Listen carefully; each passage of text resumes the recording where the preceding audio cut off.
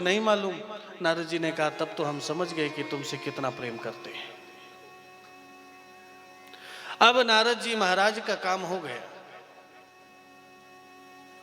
ये जो नारद प्रकृति के जो व्यक्ति होते हैं ना, उनको ज्यादा मेहनत नहीं करनी पड़ती, थोड़ी सी बात बोलेंगे और उनका काम हो जाता है।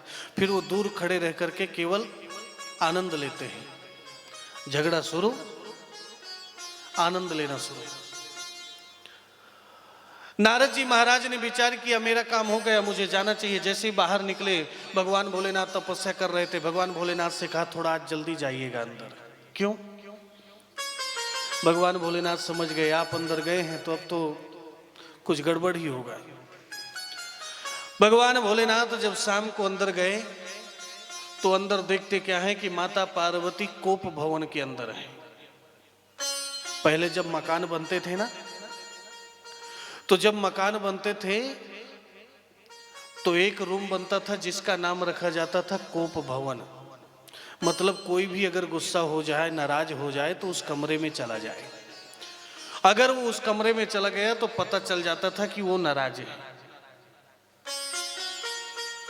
आजकल तो बड़े गौर से चेहरा देखना पड़ता है कि नाराज हैं कि खुश हैं। कोप भवन आज भी बनना चाहिए, कम से कम पता चल जाए। अगर पता चल गया तो पहले से ही नॉर्मल हो जाओ है? भगवान भोलेनाथ को जैसे ही पता चला कि माता पार्वती कोप भवन में है, भगवान भोलेनाथ सीधे माता पार्वती के कक्ष में गए। क्यों, क्या हुआ? माता पार्वती ने कहा बहुत बड़े कपटी हैं आप, केवल बाहर से काले नहीं, आप अंदर से भी काले हैं। क्यों? आपके ये जो गले में जो मुंडों की माला है, आज तक आपने नहीं बताई कि ये मुंड, ये सिर किसके हैं। भगवान भोलेनाथ ने कहा अरे ये भी प्रेम का प्रतीक है। तुम जब नया शरीर धारण करती हो और जब तुम्हारी मृत्यु हो जाती है तो वो सिर को काट करके मैं इस माले में लगा लेता हूं। फिर तुम्हारा दूसरा जन्म होता है, फिर मुझसे विवाह होता है, और फिर जब तुम शरीर छोड़ती हो तो उस सिर को फिर मैं इस माले में लगा देता हूं। और इस माले में जितने सिर हैं तुम्हारे उतने जन्म हो गए। माता पार्वती ने कहा तब तो आप महाकपटी हैं। क्यों? आप ऐसी कौन सी दवा खा करके बैठे हैं कि आप मरते नहीं और मुझे मरना पड़ता है? कौन सी दवा खा करके बैठे? भगवान भोलेनाथ ने कहा मैंने कोई दवा नहीं खाई। अरे मैंने तो अमर कथा सुनी है, भागवत कथा सुनी है, और उसी का प्रभाव है। माता पार्वती ने कहा तब तो मैं भी सुनूंगी। और आज भगवान भोलेनाथ व्यासपीठ पर बैठे, सामने माता पार्वती बैठी, और माता पार्वती को आज भगवान भोलेनाथ कथा सुनाने के लिए तैयार हुए। जितने कैलाश धाम में जीव थे, आज सारे जीवों को जो है कैलाश धाम से बाहर कर दिया गया। और जो सुखदेव जी महाराज अंडे के रूप में थे ना, वो वहीं पर पड़े हुए हैं कैलाश धाम में। सब जीव चले गए लेकिन वो अंडा वहीं पर पड़ा है।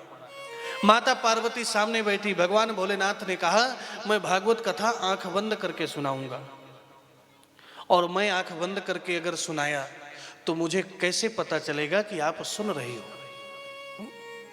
मैं आंख बंद करके सुना रहा हूं और आपकी सही में आंख बंद हो जाए तो आपको हर शब्द के बाद ऊ शब्द बोलना है। अगर आप ऊ शब्द बोलेंगी तो मुझे ये रहेगा कि आप सुन रही हैं और मैं कथा सुनाता रहूंगा। आजकल आंखें खोल के कथा होती है। क्यों? अगर हमने आंख बंद कर लिया तो हमें पता ही नहीं चलेगा कि कितने लोग सो रहे हैं और कितने लोग जग रहे हैं। वैसे भी रात्रि की कथा है, भोजन करके आते हैं कि जाकर के करेंगे?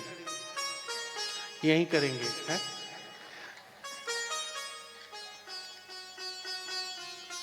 ये बहुत अच्छा हुआ, महाप्रसाद यही है। सब खाली पेट बैठे हैं तो नींद नहीं आएगी है? भगवान भोलेनाथ आंख बंद करके कथा सुनाने लगे। पहले दिन की कथा हुई, दूसरे दिन की कथा हुई, तीसरे दिन की कथा हुई। ये केवल 3 घंटे की कथा नहीं हो रही, सुबह से शाम, शाम से सुबह, सुबह से शाम, शाम से सुबह, कंटिन्यू कथा चल रही है। 5वें दिन की जब कथा चल रही थी और 5वें दिन भगवान भोलेनाथ सुना रहे हैं कि उद्धव जी महाराज ने भगवान कृष्ण से पूछा कि जब आप इस धरती से चले जाएंगे तो ये धर्म किसके सहारे रहेगा। और जब ये प्रसंग कह रहे थे भगवान भोलेनाथ, उसी समय जो है माता पार्वती को नींद आ गई।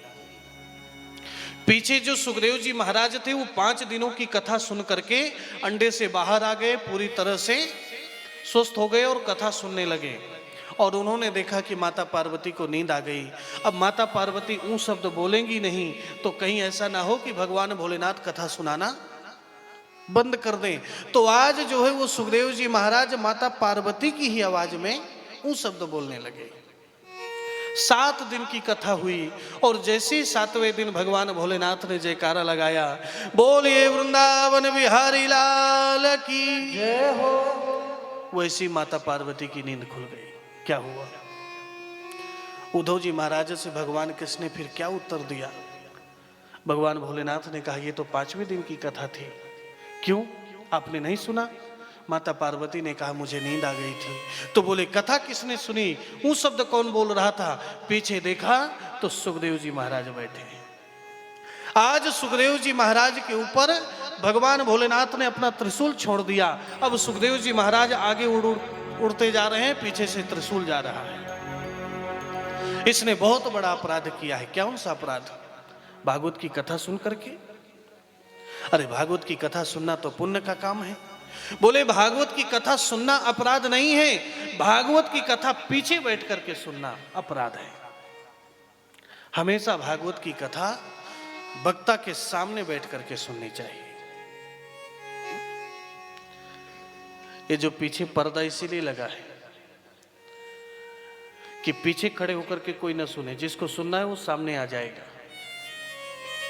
कभी भी पीछे होकर के कथा नहीं सुनी जाती। सुखदेव जी महाराज आज कैलाश धाम से उड़ करके नीचे आए बद्रीनाथ धाम में, और वहां पर जो है व्यास जी महाराज की पत्नी बिटका देवी बैठी हैं आश्रम में। और जैसे उनको जम्हाई आई, सुखदेव जी महाराज उनके मुख के अंदर चले गए और बिटका देवी ने अपना मुख बंद कर लिया। त्रिशूल वापस हो गया। 12 वर्ष तक सुखदेव जी महाराज गर्भ के अंदर रहे।